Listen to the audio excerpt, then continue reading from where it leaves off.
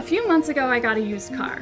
It was cheap, but it often has small issues. And every time my car has a problem, I have to go to a repair shop, and each repair is expensive, costing dozens to hundreds of dollars. One time I saw a technician at the repair shop using a tablet-like device to check my car. I saw the tablet had a Topdon logo on it. As I was going home, I was curious, and I wanted to learn how much these diagnostic tablets cost. During my search, I found that Topdon has many different products for DIYers. I also found this small device for a few dozen dollars that connects to your phone for scanning. Since a single repair costs more than this, I decided to give it a try. And I was worried that I wouldn't know how to use it because I hadn't dealt with anything like it before. I was surprised how easy it was to use TopScan. You just connect the device to your OBD2 port and operate it from your phone.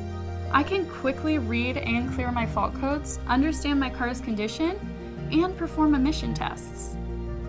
If I don't understand something, I can message them on Facebook, and they'll tell me if I need to go to a repair shop or if I can fix it myself. They give great tips, it's so convenient, and I've saved so much money, and doing it myself is quite fun, and it's given me a deeper understanding of my car.